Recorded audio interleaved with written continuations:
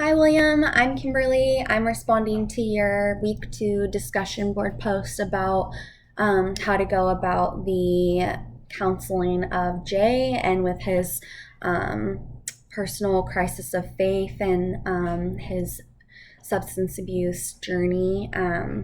I think you make a really good point and something that I didn't necessarily focus on right away of just helping him get over the guilt and shame of his past substance abuse. That could definitely be a big influencer in how he feels about himself. I mean, not could be, it most likely is a big influencer in about how he feels about himself, how he sees himself, and then also possibly how he thinks that other people perceive him.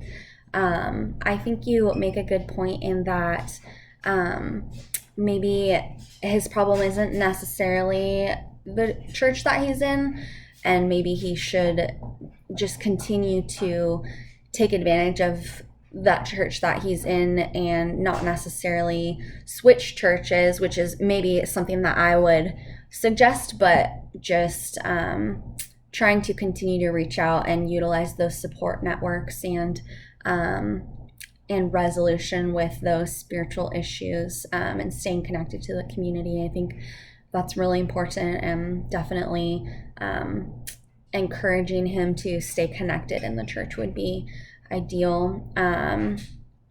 I said in my post, I said that we should separate like who God is from like the actions of the church, but I think it goes a lot deeper than that in how you mentioned in your response to my post, just with how much the Black church is a safe space for a lot of people, and there is that deep kind of sense of interconnectedness and cultural spirituality. And so definitely important for him to stay involved in church and try to get that support that he needs from those spiritual mentors so that can continue to be a safe space for him. But also you mentioned that he should stay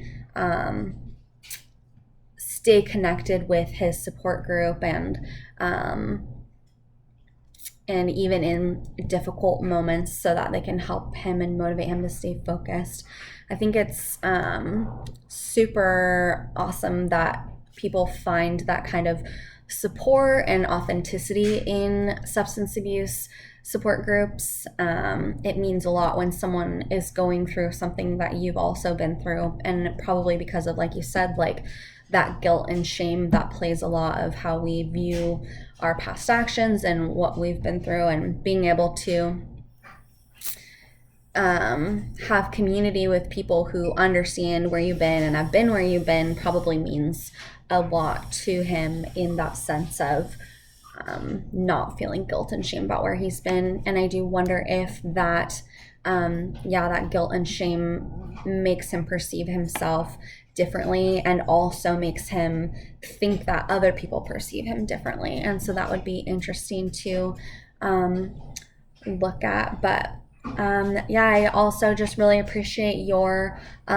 take on how to involve faith in your response to mine of saying that you would focus on the Holy Spirit, and if they're a Christian, opening with prayer. And I think that that's just super important and something I a lot of times shy away from, just out of fear of a lot of things. But I think that's super important to start with prayer, and could be really powerful, just inviting the Holy Spirit to guide the counselor and the client and the treatment. So like you said, it's important to never lose sight of the indwelling presence and guidance of the Holy Spirit, because the Word and God provides sources of strength and direction during a crisis. So I really appreciated your thoughts. Thank you for your post, and